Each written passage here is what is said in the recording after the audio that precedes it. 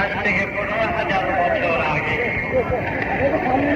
এই বাংলা ভারতবর্ষে কিভাবে চলছে সেগুলো আমাদের জানা দরকার। ধর্ম ধর্ম করে সমাজকে এক করার চেষ্টা করেছে, কিন্তু শেষ বেলা দেখা যাচ্ছে দলাদলি সাম্প্রদায়িকতা এখনো পর্যন্ত এত বছর হয়ে গেল। আর যে ধর্মের কথা 7,000 বছর থেকে বেদ বেদান্ত পরিষদ শাস্ত্র যা কিছু আছে সেই আদেশে সেই নির্দেশে কথা শুনে, কিন্তু শেষবেলায় কোথায় গিয়ে যে দেখছে সেটা বুঝিয়ে উঠতে পারছে না। এই ধর্মের অর্থ আগে জানা দরকার। আসতে 5-10 মিনিট সময় আসছে। ধর্মের অর্থ ধর্ম কি করে, কি করা উচিত, সেই ধর্মের আসর থেকে সরে পড়েছে অনেকে। যাকে যেইভাবে ধর্মের সুরে আনতে চায়, কিন্তু আজকের সমাজে দেখা যাচ্ছে এই ধর্মকে কেন্দ্র করে সব দল সম্প্রদায় জাতিগত বিভাগ নীতিগত বিভাগ, তাতে আজকে সব সমাজ কোন কিছুর উপরে যে দাঁড়িয়ে থাকবে সেই খুঁটি নড়ে গেছে। আজকে তাই সর্বাগ্রে ধর্মের অর্থটা, ধর্মে কি আছে এটা জানা দরকার। ধর্মের প্রথম কথা হল যে জীবন ব্রহ্মাসী আছে, ধর্মের প্রথম সংজ্ঞাতে আছে কেন পৃথিবীতে জীবের জন্ম হল। এই প্রকৃতির ধারাবাধায় সাগর থেকে পাহাড়, পাহাড় থেকে জীব জগৎ সব সৃষ্টি হল কি কারণে? আমাদের 2 মুঠ চাল ডাল রেখে বাল বাচ্চা সৃষ্টি করাইছে। এত বড় সূর্য আমাদের সব কিছু করছে। সূর্যের থেকে এখানে দেখা যাচ্ছে জন্ম।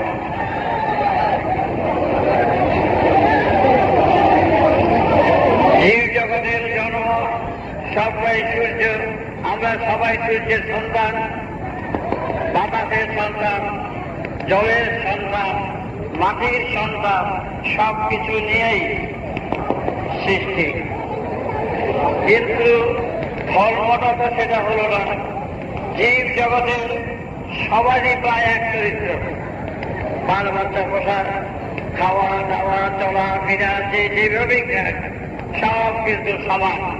চরিত্রগত দিক থেকে কোন জীব যা কিছু আছে সবাই কিন্তু এক সুরে, একই বাতাস, একই মাটি, একই জল, পৃথিবীর সবাই জীব জন্তু থেকে আরম্ভ করে সবাই একই জায়গা থেকে পার করছে, রক্ষা পাচ্ছে। এত বড় সূর্য কি প্রয়োজন আছে দুটো দেশের জোগানো আর বাল বাচ্চাকে বাঁচানো? তাও তো শেষ বেলা কেউ বাঁচে না। এটা কাউকে জিজ্ঞাসা করে বলতে পারে কিনা এই যে জীব জগতের সৃষ্টি হলো, তোমাদের কি উপকার হলো? খাওয়া দিলো আর দলাদলি করবো, এই তো বলেনি। তাই প্রথম যারা ধর্মের সুরে আসবে তাদের তার জানা উচিত কেন এসেছ। বাপ ঠাকুর তারা সবাই চলে গেছে, একইভাবে সবাই যেতে হবে। সেখানে এই সৃষ্টিটার কি কারণ? ওরা কোনো খেয়াল করে কি বলছি যে যেমন করা ভুল হবে এসে যাওয়া তার সাহস কোন অবস্থায় এই পরিবর্তন হতে পারে না। সবাই এই একটাই ব্যবস্থা, জন্ম মৃত্যু সবাই হচ্ছে। কিন্তু এই সূর্য গ্রহ নক্ষত্র পৃথিবী আমাদের রক্ষা করছে। সেই রক্ষা যে করছে এইটুকু বুঝতে পারছো। চন্দ্র সূর্য গ্রহ আকাশ বাতাস তা থাকলে আমাদের অস্তিত্ব নাই, কিন্তু কেন এত সহযোগিতা করছে, কি জানলাম এটা জানা উচিত হলে অনেক। ধর্ম সবাই জীব জগৎ থেকে আরম্ভ করে সবাই ধর্ম একটা, একটা নীতি, একটা জাতি। সমস্ত জাত বিচার করে সমাজটাকে একেবারে খণ্ড খণ্ড করে দিয়েছে।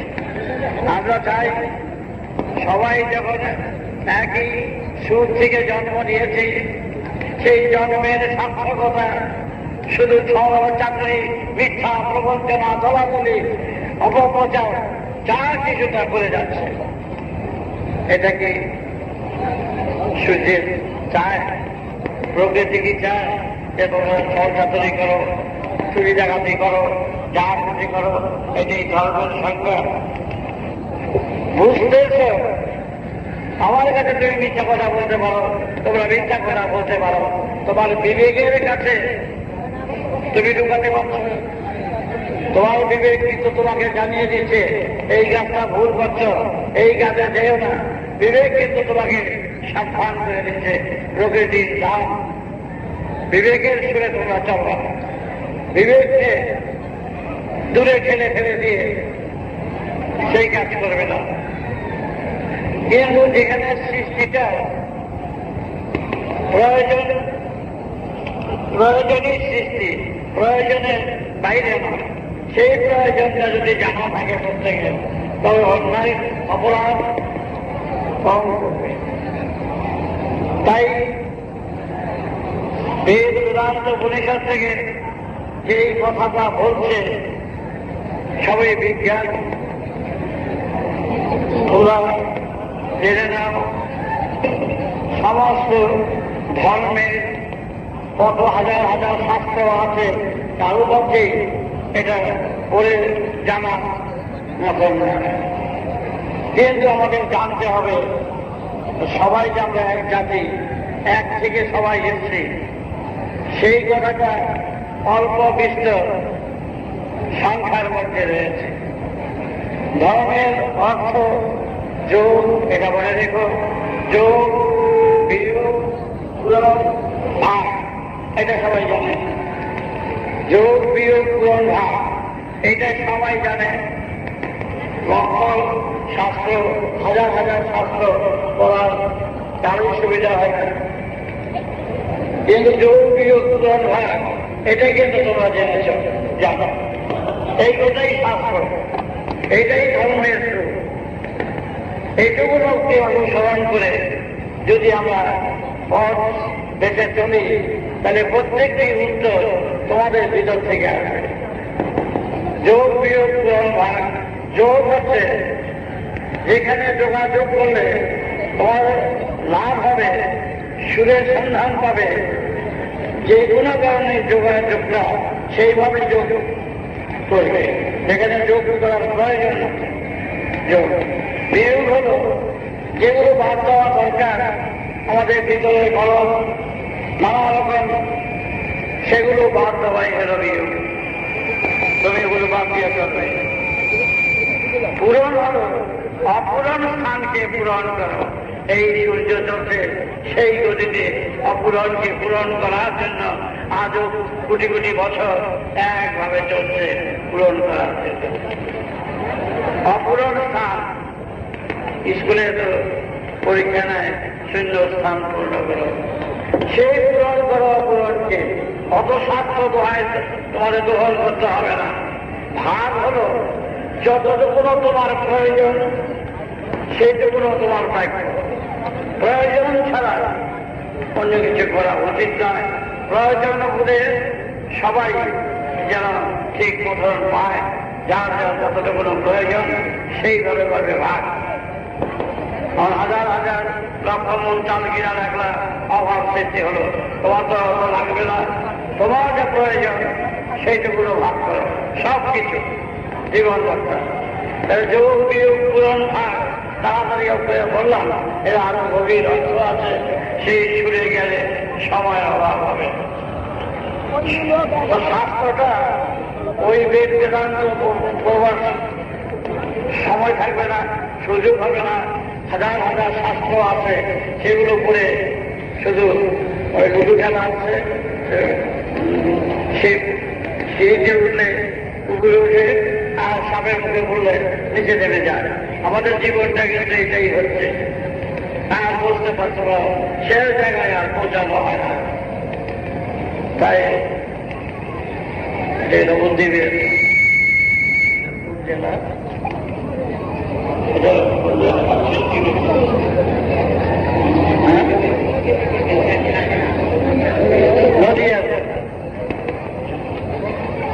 এইবেলা বাবা থেকে যারা তোমাদের শাস্ত্রে করা সম্ভব নয়, কিন্তু গড়ার পক্ষে এটা প্রয়োজনীয়তা আছে। এখানে মহাপ্রভু দিয়ে গেছেন 16 নম্বর 30 চক্কর, দ্বারে দ্বারে সর্বত্র দিয়ে গেছেন। সেই দেশে এসেছি। আমরা আগে নবদ্বীপ ছিলাম, আমাদের পরিবার সবাই নবদ্বীপ ছিলেন। তাই হরে কৃষ্ণ হরে রাম, রাম নারায়ণ রাম, হরে কৃষ্ণ হরে রাম, এই 16 নাম 32 অক্ষর। হরে কৃষ্ণ কৃষ্ণ কৃষ্ণ হরে হরে, হরে রাম রাম রাম হরে হরে, এই 16 নাম 32 অক্ষর যিনি দিয়েছেন। কিন্তু যাতে সবাই একত্র হতে পারে, সে তার চেষ্টায় তৈরি করেছিলেন যাতে সবাই একত্র হয়। সেই একত্রিত হয়ে আমাদের কি করণীয়, আমরা যা যা খেয়ে বেঁচে আছি সেই বাঁচার জন্য তোমাদের নামের মাধ্যমে আন্দোলন করো, সবাই আন্দোলন করো, যাতে আমাদের সমাজে যেটুকুনো হচ্ছে আস্তে আস্তে যেটুকুনো হচ্ছে সেটুকুনো আমাদের করা উচিত সংঘবদ্ধভাবে। 15 বছর আগে তখন দেবদেবতাকে কেউ চিনত না, কোন মূর্তি পূজা ছিল না। এখন পরিষ্কার তারা প্রকৃতির সুরে সুর বাজিয়ে সবাইকে এক করতে, এক করাটাই হল সবচেয়ে বড় কথা। এক সুরে থাকবো, এক পরিবার ভুক্ত হব, এক জায়গায় থাকবো। আমরা চারিদিকে সমস্ত জায়গায় জনজাগরণের জন্য আমরা নাম গান কীর্তন এবং তার ভিতরে লক্ষ্য যা কিছু আছে তোমরা সেইভাবে কাজ করো। এবং সেখানে আদিবেদের শিক্ষা ছিল, তোমরা তো বলতে পারছো না, একটু বলো, কথা বেশি বলো না, 5-10 মিনিট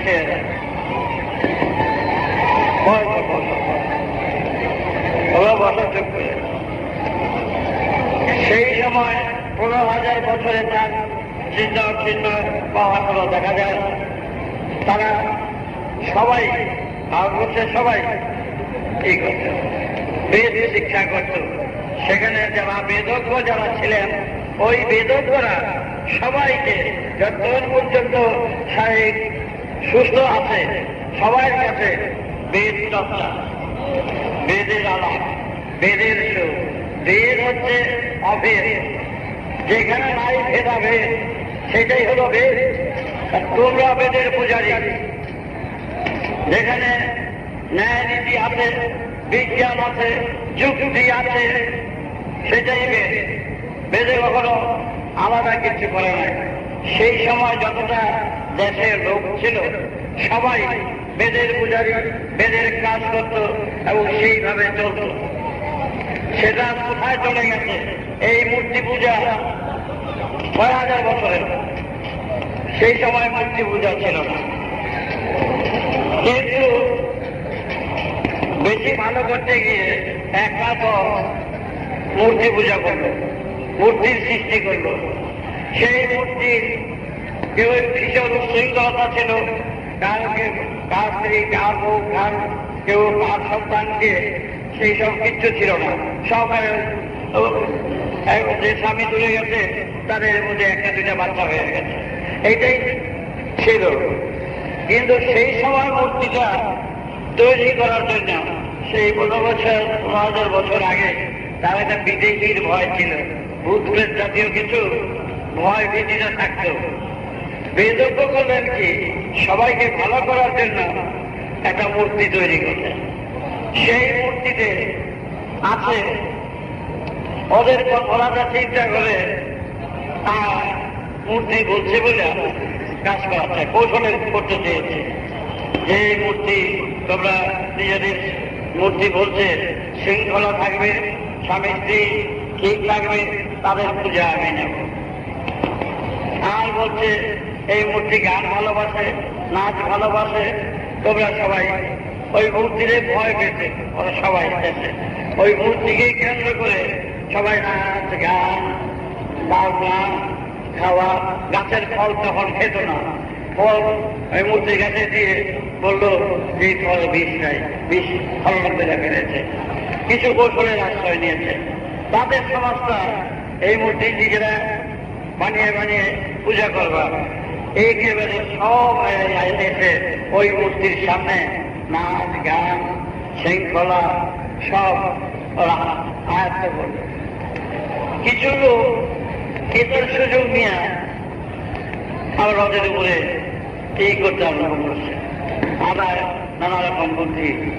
সেই বুদ্ধিটাই আমাদের কাছে আজ যে এটা পৌঁছেছে, মূর্তি যারা সেবা করে করুক, মানা করা হয় না, কিন্তু এটাকে কেন্দ্র করে ব্যবসা করছে, বেশিরভাগই ব্যবসা করছে। মূর্তিকে কেন্দ্র করে মূর্তি যায়, মূর্তি যায়, ঘর যায়, এই শুরু হয়ে গেছে। আজ পর্যন্ত এই যে এসে উপস্থিত হয়েছে, এটা কিন্তু এবার অন্তরের থেকে করা নাই, কৌশল করতে, সেই কৌশলটাই আজ বিকৃত হয়েছে। তোমার মূর্তি, তোমার চিন্তাধারা, এই জগৎকে চিন্তা করো, গাছ গাছরা, সাগর, পাহাড়, পর্বত, এগুলো তো বড় বিকৃতি। কোথেকে এগুলো আসলো, কিভাবে আসলো? তোমার চিন্তা সেইভাবেই করবে। এক শ্মশানে সবার মৃত্যু করে, যেখানে মরতে হবে, এই চিন্তাটা প্রত্যেকের করা উচিত। আর তো সবাই নাই। প্রকৃতির দরবারে তুমি কি সাক্ষী দেবে, কি কথা বলবে? যে তোমারা পাঠালাম, চোখ দিয়া, কান দিয়া, মুখ দিয়া, নাক দিয়ে সব পাঠালাম। এতদিন ৮০ বছর যে বাঁচলা, এতদিন পরে এসে তুমি কি করছো, কি পেয়েছো, কি বুঝতে হবে, সবটাই তো বাবার মাঠে চলে যাচ্ছে। এইভাবে সমানে অন্যায় চরম অবস্থা চলছে এই সমাজের বুকে। এদের এমনি বললে শুনবে না, কিন্তু নামের মাধ্যমে, গানের মাধ্যমে তৈরি করো সবাইকে, এবং তারপর বুঝতে পারবে কিছু পরিবর্তন। সব জুতোটা ছেড়ে বাথরুমে গেছে, আয় থেকে জুতো নাই। ম্যান হোলগুলি ছল রেখে গেছিলাম, প্রায় 60-70টা ম্যান হোল খাবারতে থাকে নর্দমা বলে, এগুলো চুরি হয়ে গেছে। সবাই চুরি হচ্ছে। সেই সময় বেদজ্ঞরা, যারা বেদের উপরে দখল আছে, তারা 50 জন করে সমস্ত ভারতবর্ষে একটা সবাই বেদ প্রচারে নামে, সমস্ত দেশে।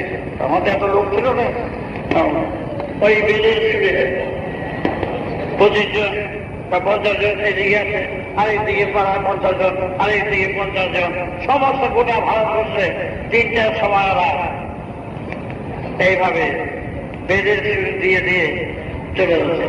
সে শুদ্ধ আমি করতে পারবো না, বলতে পারবো কিছু। সেই সুরে আছে, তোর মা বাপকে শ্রদ্ধা করো। 50 জনের দিকে যাচ্ছে, 50 জন ওদিকে যাচ্ছে। তখন বলছে তবু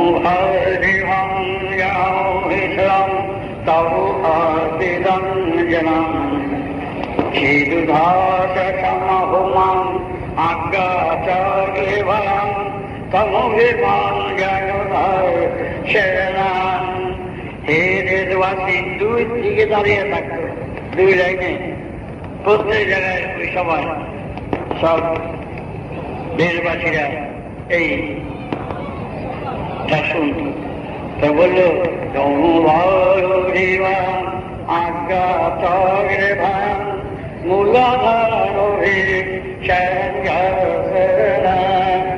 তোমরা জন্ম নিয়েছ, বিবেকের সুরে তোমরা থাকবে, বিবেককে কখনো সরিয়ে দেবে না।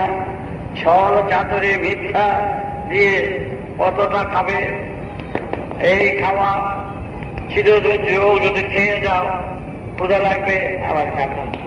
সব কিছু তুমি দেখতে পাচ্ছ। দেখো, তোমাকে বাতাস তোমাকে সাহায্য করছে, সেই বাতাসকে তুমি দেখতে পাও, বলো দেখতে পাও, উপলব্ধি করছো। কিন্তু সেই বাতাস যে বয়ে যাচ্ছে তোমাদের ভিতরে, আসছে চারিদিক থেকে, তাকে দেখতে পেয়েছ? বাতাস দেখতে পাবো না। বিজয়ী শক্তি উপলব্ধি করতে পারবে জগৎ থেকে, কিন্তু তাকে তুমি দেখতে পাবে না। বাতাসই দেখতে পারো না, জলের রং ঠিক বদল করতে পারো না, যেই পাত্রে থাকে সেই পাত্রে রং ধরে, জলও দেখেও তো দেখতে পাচ্ছি না। উপলব্ধি বাতাস হই করে সব উড়িয়ে দিচ্ছে, গাছ রাস্তা ফেলে দিচ্ছে, কিন্তু তাকে দেখতে পাচ্ছি না। সেরকম না, এগুলো বলে যাচ্ছে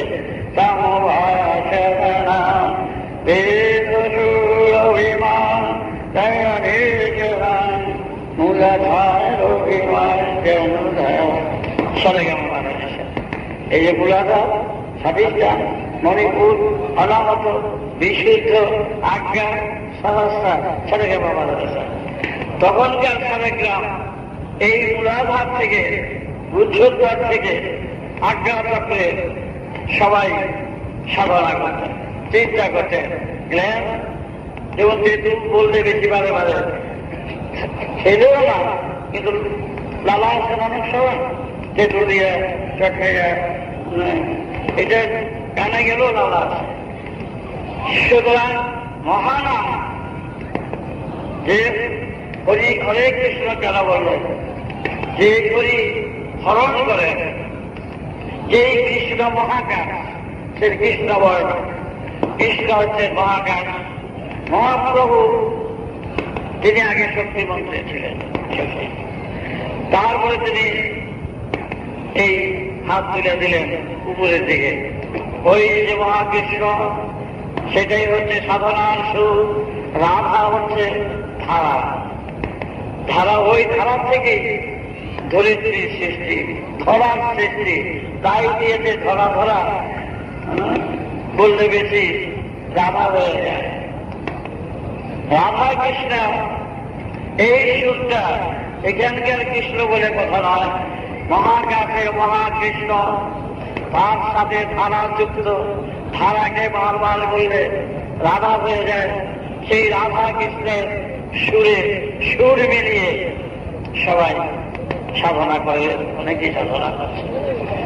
তাই তার সারেগ্রাম সারেগামা শুধু নয়, এই মূলাধার গুচ্ছদ্বার, এই আজ্ঞা চক্র মাঝখানে আরো আছে। তুমি যদি সেই আজ্ঞা চক্রে যেমন সুর সাধনায় সারেগামা সুর শিখে, আমার ভক্ত ছিল আলাউদ্দিন, যার নাম শুনেছ, আলাউদ্দিন আলী আকবর তার ছিল। এই আলাউদ্দিন যখন বাজাত সকাল ভোরবেলা, পাশের বাড়ি থেকে লোক এসে পিঠের মধ্যে ডিস্টার্ব করে, অসুবিধা করে। 12-14 বছর তিনি যখন বাইরে গেলেন, তারপর এসে যখন বাজাতে শুরু করলেন, তখন হাত জোর করে সহকারী, তুমি তোমার দেহের অঙ্গে যেই সুর আছে, যেই সুর তোমাদের আছে দেহের অঙ্গে, সেই অঙ্গকে খুন করেছ তুমি লক্ষ লক্ষ লোককে। একটা লোক খুন করলে ফাঁসি হয়, আর প্রকৃতির দরবারে এতগুলো লোককে তুমি সর্বনাশ করছো কেন? জবাব দাও, কেন তুমি লক্ষ লক্ষ লোককে তোমরা মেরেছ? অস্বীকার করতে পারবে? একটা বীর্য বসে ইলিশ মাছের ডিম দেখেছ তো? ওই যে বিজেপি থাকে সব করে গেছে ইলিশ মাছ। তুমি যে সর্বনাশ করছ, তোমার ভিতরে তুমি একা, তোমার বাল বাচ্চা যদি 4-5টা হয়, তাহলে 5 দুগুণে 10টা চক্ষু, 10টা কান, নাক মুখ চাকা শেষ করতে পারবে। তার সাথে তুমি কথা বলতে হবে, তোমার বাচ্চা তোমার সাথে কথা বলছে। কিন্তু এই বাচ্চাগুলো 4-5টা হয়েছে, একেবারে বীর্য পাতে কতগুলো মানুষ শেষ করছে, বুঝতে পেরেছ? ওই বীর্য করছে একবার লক্ষ লক্ষ মানুষ থাকে রয়েছে।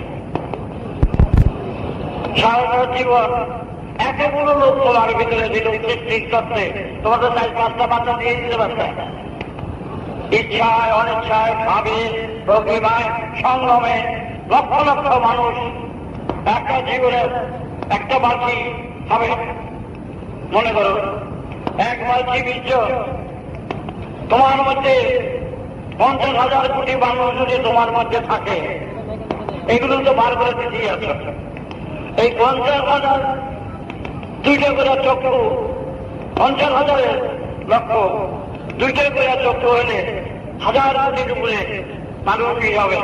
নাক মুখ চান তোমার মধ্যে আছে। তাহলে কি হইল? নিশ্চিত গ্রহকে তো দূর থেকে দেখছ, গ্রহ ছোট ছোট, এটা 2 চোখ দিয়ে। আর 1 লক্ষ কোটি চক্ষু যদি তোমার এক জায়গায় হয়, বুঝতে পেরেছ? তখন ওই গ্রহটারে কিরকম দেখবে? ওখানে যদি কেউ কাঁথা ছিলে, আমার দেশে কাঁথা, এইখানে বৈশা ওইখানে দেখতে পারবে। এই লক্ষ কোটি চোখ, 2 চোখে এতটুকু, 3 চোখে, 4 চোখে এতটুকু, 5 চোখে এতটুকু, 6 চোখে এতটুকু, 100 কোটি লক্ষ কোটি চক্ষু যদি তোমার মধ্যে বিরাজ করছে, আছে, করছে, কিন্তু সৃষ্টিতত্ত্বের যে পর্যন্ত যে জিনিস তুমি দেখতে পাবে চোখ দিয়া, এই চোখ দিয়া, সেইটাকে তুমি এই ঘর থেকে এই ঘরের মতো দেখবে। ওই কোটি কোটি চক্ষু তোমার মধ্যে আছে। তোমার একটা লোকের বীর্য বাচ্চা যদি রাখা যায়, এরকম 100 পৃথিবী রাখা একটা মানুষের। কিন্তু প্র্যাকটিক্যাল তো সত্যেন ঘোষের নাম শুনেছে, আমার একটা ভক্ত ছিলেন সত্যেন ঘোষ, রোজ আপনার শুধু খাতা পেন্সিল নিয়ে এই তত্ত্বটা জানাবেন। তখন আমি বললাম যে তুমি তো বিজ্ঞানী, বড় বিজ্ঞানী, তুমি চিন্তা করে দেখো, 5টা ছেলে তোমার সেই প্রশ্ন শেষ হয়, এত কোটি কোটি মানুষ যেই দিক হয়ে গেছে, সব বেরিয়ে চলে গেছে। তোমাকে তাড়া করাবার জন্য, তোমাকে উপলব্ধিতে যাতে আসো, তুমি ওই গ্রহের সব কিছুর সাথে সম্পর্ক রাখবে, দেখতে পাবে, বুঝতে পাবে। এইগুলির যদি ফেলে দেওয়া হয়, এর চেয়ে আর কি বলা হয়? এইটা এই বীর্য হচ্ছে সাপ। আর একটা ছোট ইলিশ মাছ, দুইটা কলতার মধ্যে কুটি কুটির ইলিশ মাছ আছে। একটা এইখানে বাচ্চা যদি ছেড়ে দেয় তাহলে নদী ভরে যাবে, কত কত ভয় হয়ে যাবে। তাহলে তোমার ভিতরে তোমার সুর এই কুলাঘাট থেকে সাদৃশ্য নেয় যে তুমি তো বিজ্ঞানী, বড় বিজ্ঞানী, তুমি চিন্তা করে দেখো, পাঁচটা ছেলে তোমার শেষ হয়, এত কোটি কোটি মানুষ যেই দেশ হয়ে গেছে, সব এগিয়ে চলে গেছে। তোমাকে তাড়া করাবার জন্য, তোমাকে উপলব্ধিতে যাতে আসো, তুমি ওই গ্রহের সব কিছুর সাথে সম্পর্ক রাখো, দেখতে পাবে, বুঝতে পাবে। এইগুলির যদি ফেলে দেওয়া হয়, এর চেয়ে আর কি বলার আছে। এইটা এই বীর্য হচ্ছে সাপ। আর একটা ছোট ইলিশ মাছ, দুইটা কলতার মধ্যে কুটি কুটির ইলিশ মাছ আছে। একটা এইগুলো বাচ্চা যদি ছেড়ে দেয় তাহলে নদী ভরে যাবে, কত কত ভয় হয়ে যাবে। তাহলে তোমার ভিতরে তোমার সুর এই কুলাঘাট থেকে স্বাধিষ্ঠানে আসে। স্বাধিষ্ঠানে কি হল? স্বাধিষ্ঠানে হল কাম উন্মাদনা। সেই উন্মাদনা ইচ্ছায় হোক অনিচ্ছায় হোক, যেইভাবে হোক, এত যে খরচা করেছ, দুঃখের কথা কিনা আমাদের প্রকৃতি আমাদের বুঝাবার জন্য, তার স্বরূপকে বুঝাবার জন্য, উপলব্ধি যাতে হয় তার জন্য আপ্রাণ চেষ্টা করছে তার সুরে দিয়ে। আর আমরা বসে বসে তার এত মাগুলো মানুষ একত্র তোমার সুরে, তোমার অন্তরে, তোমার হৃদয়ে, তোমার আজ্ঞা চক্রে তারা বসে আছে। তোমাকে ওদের দিয়ে তুমি পরিশ্রম করো, সব চক্ষুগুলি তুমি নিয়ে যাও, সব কানগুলি তুমি নিয়ে যাও, এবং তুমি কোথায় যাবে, কোথায় সুর দেখতে পারবে, বুঝতে পারবে। অদ্ভুত লক্ষ কোটি মানুষ একটা মানুষের মধ্যে থাকলে সে কি না পায়, তার উন্নতা দিয়ে গেলাম তৈরি হচ্ছে চোখ মুখ দিয়ে সবাই সুর এক সুরে আনো। তার চেষ্টা করলেন মূলাভাগ, বললাম স্বাধিষ্ঠান, বললাম মণিপুর নাভি, অনাহতে আসরা বিশুদ্ধে শোধন করলাম। আর যা থাকলে ইমা আবার আওয়াজ এই গেলাম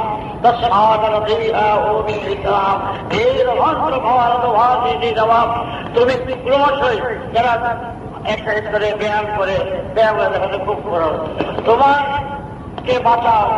কারণ সময় কিন্তু ঘনিয়ে আসছে, আর কিন্তু সময় নাই। এই দুনিয়ার সুখে শান্তিতে থাকতে চায়, শত দুনিয়ার কি খাওয়াইল তোমার শারীরিক ভালো হবে না, পূরণ হবে না। দুনিয়ার চাল খাও, পূরণ হবে না। মাছ মাংস খাও, তুমি পূরণ করতে পারবে না। তোমাকে তো ভরপুর, তুমি তোমার মধ্যে ভরপুর জিনিস দিয়েছে, সেই জিনিসগুলো চলে যাচ্ছে। তাহলে তুমি এই বিশ্বের সুরটা, অনন্তকালের সৃষ্টিটা সম্পূর্ণ উপলব্ধি করবে। বাতাসের মতো দেখবে না, কিন্তু বাতাস গায়ে লাগে, বুঝা যায়। এই ধর্ম হচ্ছে যুক্তি, ধর্ম হচ্ছে বিজ্ঞান, ধর্ম হচ্ছে অঙ্ক, ম্যাথমেটিক্স, ধর্ম হচ্ছে সুর ছন্দ রাগ। সেই ধর্মকে বিকৃত করে বলেছে আকাশে দেবতা থাকে। গল্প উচ্ছ্বাস ধর্ম নয়। আমাদের দেশে বেশিরভাগ গল্প উচ্ছ্বাস, যা শুনো দেখতে পাচ্ছ না তো, তাদের যা শুনো সব গল্প। ধর্মে গল্প থাকবে না, ধর্মে উচ্ছ্বাস থাকে, ভাবে বড় বড় এ থাকবে না, ধর্মে কল্পনা থাকবে না।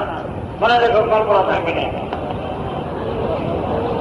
ধর্মের থেকে আগে জানো, এই যে রাজনীতিরা নিচ্ছে না, কল্পনা দিয়েই বেশি ধর্ম করে, গল্প দিয়েই এই করেছে সেই করেছে, ভগবান এই কথা চলছে, এই কথায় চলবে না, এই কথায় চলবে না। ভগবান এই সুরের থেকে ছিল, সবাই জীব জগতের সবাই সেই সুরকে বসে বসে আজ্ঞা চক্রে নিবিষ্ট করো। আজ্ঞা চক্র হচ্ছে দ্বিতীয় জায়গা সূর্যের ওটা যায় বিয়েতে এই যে জানা দেয় প্রভাতের সূর্য, সেই সূর্যকে কেন্দ্র করে তোমরা সেই সহস্রানের সুর দাও, বসে বসে আজ্ঞা চাপড়ে সুর দাও। কোন মূর্তি নাই, দেবদেবতার মূর্তি নাই, কিচ্ছু নাই। এই নাইয়ের মধ্যে আছে সূর্য, দেখো আছে গ্রহ, সব শূন্যমানকে বিচরণ করছে। তোমরাও শূন্যে থেকে এসেছ, শূন্যতেই নয়, এই সূর্যের সন্ধানে দিয়েছে রাম। মহাপ্রভু দিয়ে গেছিলেন যে হরে কৃষ্ণ ভারণে করেন বেদবাদী জনাম তৎসাদিহাহি জলা বেদ ক্রমাণী জনা। এইভাবে সুর ছন্দের দেশকে তৈরি করছিলেন সব দেশবাসীরা।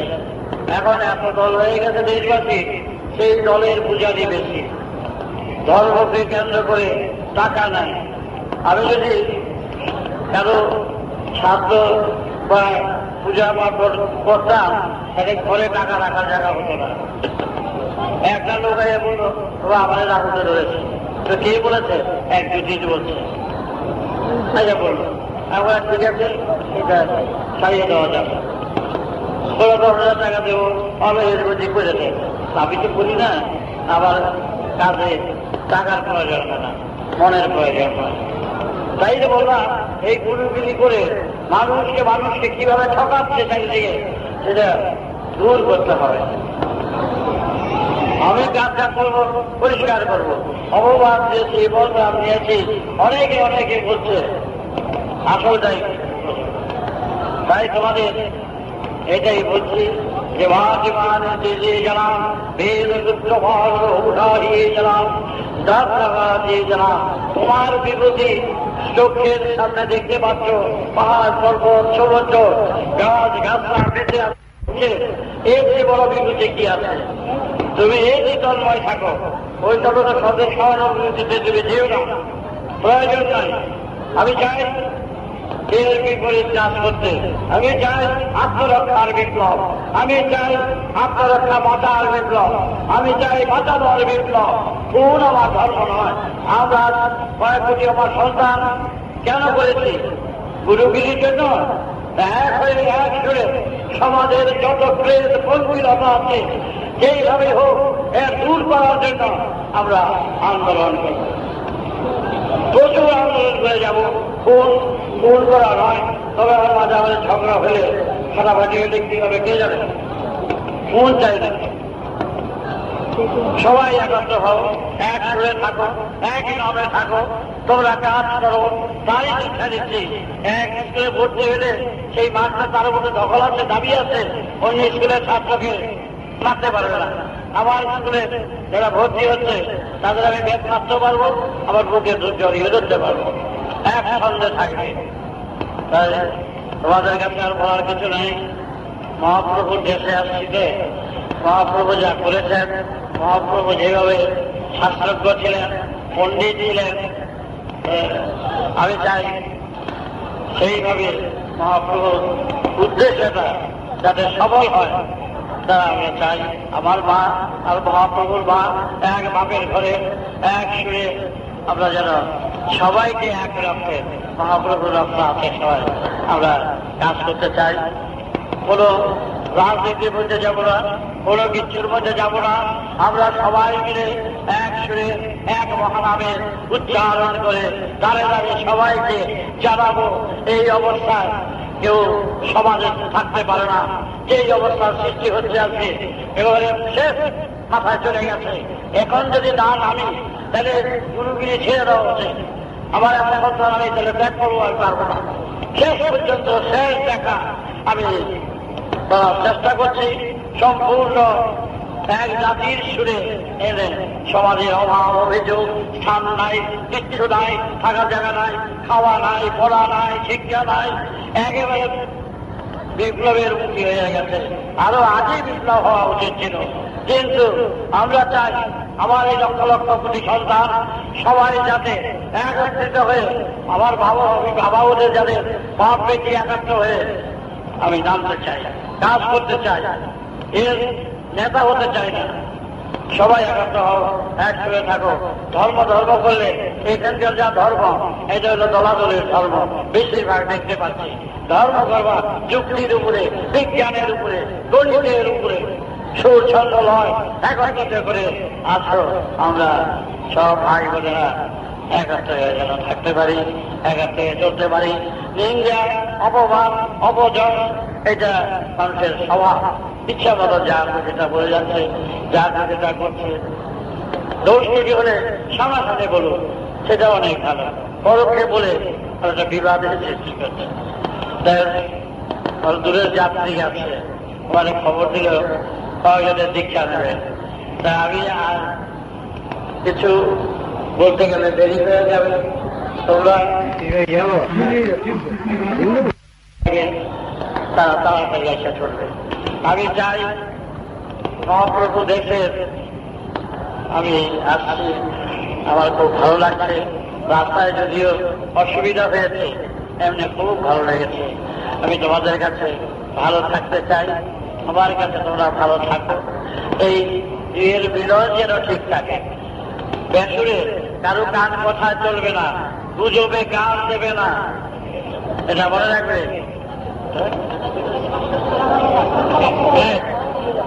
এখন নেতাজির বিষয়টা, নেতাজির বিষয় আমি একটু চাপ। একজন যদি রাজ্যের ছাত্রীরা নাকি 2.5 ঘন্টা লাভ করেছি ঢাকা সদরঘাটে, সুতরাং সেই সূত্রে আমাকে জওহরলাল পর্যন্ত নিমন্ত্রণ করে নিয়েছে নেতাজির বিষয় জানার জন্য। প্রেসিডেন্ট ছিলেন, সে দিয়েছে, রাধাকৃষ্ণ দিয়েছে। আমার ভক্ত ছিল অগ্নিযুগের বিপ্লবী মালেন্দ্র কুমার ঘোষ, সেই নিমন্ত্রণের চিঠি নিয়ে আসছে, আমাকে নিমন্ত্রণ করছে জওহরলাল। শাহনওয়াজ খানের বাড়িতে 15 দিন ছিলাম, আর 3 দিন জওহরলাল জি নিমন্ত্রণ করেছে, নিজে পুটি কেটে খাওয়াইছে। কিন্তু আমি যদি চিন্তা করছি, আমাকে নিমন্ত্রণ করলো কেন? আমাকে নিমন্ত্রণ করলো কেন? আল্লাহ তাআলার লাইসেন্স না, পারমিট না, কোনো কিছুর মধ্যে নাই। সেদিন খাওয়ার পরে আমাকে বললো, গুরুজি এক বাত হয়।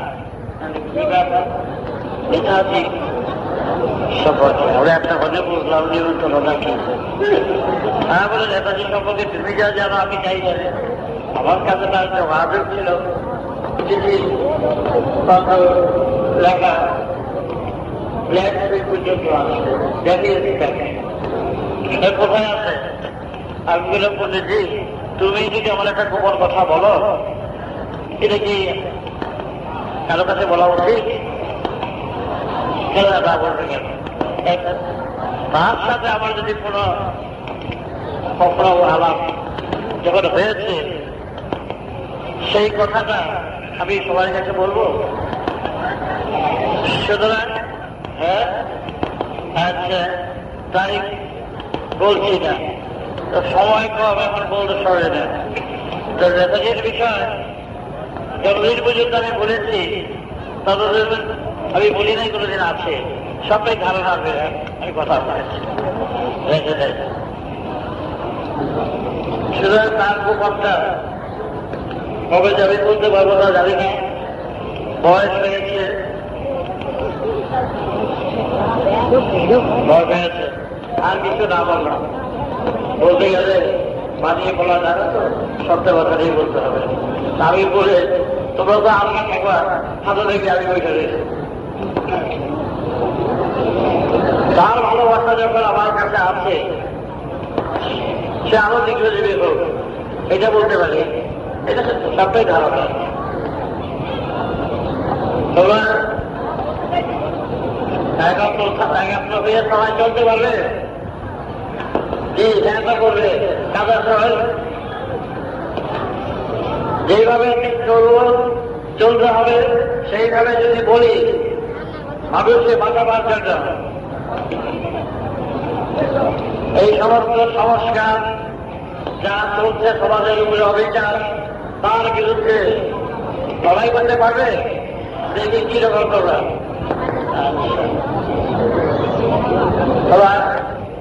এইভাবে শরীরটা সুস্থ দিয়ে যেন আরেকবার আসতে পারি।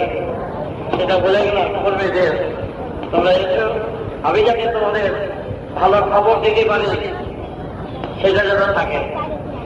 তা বলার কিছু নেই। অনেকদিন নেতাজির বিষয় নিয়ে আমি অনেক বলেছি, পরিষ্কার বলেছি। আমি একজনকে পাঠাইছিলাম, তার নাম এই শব্দগুপ্তের সাথে প্রভাবটা শিক্ষা ছিল। শুধু এইটুকু জেনে রাখো, একজন পাঠিয়েছিলাম, তারা চোখ বুঝে জিপ গাড়িতে নিয়ে গেল এক দেশে। সেই ঘরে গিয়ে কেউ নাই, টুল টেবুল সাজানো, ওই বেজে গিয়ে বসছে, ওই বেচারা বসাই থেকে কিছু বলে ওকে খাওয়ালো, ওকে দেখে খাওয়া দাওয়ার ব্যবস্থা করলো। খাওয়া দাওয়ার ব্যবস্থার পরে ও বারবার নেতাজির সঙ্গে ছিল। তারপরে একজনকে অবশ্যই সুরাজের নাম ভাঙিয়ে আমি চলবো না, আমি বলবো না। আমি যা জানি সেটা যদি সত্যি হয়, আমি যেন সেই খবরটা তোমাকে ভালোভাবে দিতে পারি সেটা চিন্তা করো। কিন্তু তার আগে আমরা এই সমাজের মুখে ধর্মকে কেন্দ্র করে যারা ব্যবসা চালাচ্ছে, এই ব্যবসা সমাজ থেকে উঠিয়ে দিতে হবে। আমি তো অনেক টাকা পেতাম যদি এই ব্যবসা করতাম, উঠিয়ে উঠিয়ে টাকা পেতাম। সব থাকি যাবে ওই শান্তি সংস্কার হ্যাঁ এইগুলো যদি আমি করতাম, এটা প্র্যাকটিক্যাল কথা বলছি তোমাদের, যে কয়েক কোটি যার সন্তান সেই সেগুলো একটু যজ্ঞ যদি করি মেলা টাকা এসে পড়বে। ভাই এইটার বিরুদ্ধেই আমি প্রচার করছি।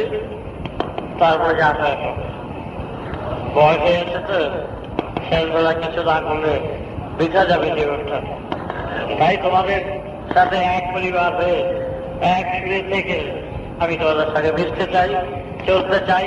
সেইভাবে আসো, আমরা এক পরিবারের ভুক্ত হব। তোমরা একটু করো। আর বল যা যা বলার নেতাজি সম্বন্ধে জানতে চাও, ভালো কিছু সম্বন্ধে জানতে চাও, যতটা আমি জানি আমি সব জাতরে বিদ্যা প্রবঞ্চনা আমি অবসর একেবারে আরো নিজে দীক্ষা নেবে, আমি নিজেই বলছি, তারা তাদের আগে পাঠাবে। সবাই তো কম। হ্যাঁ, দীক্ষা নিতে যারা ইচ্ছুক তারা মঞ্চে বাঁ দিক থেকে অর্থাৎ মঞ্চের দিকে সামনে হয়ে দাঁড়ালে আপনার ডান দিক দিয়ে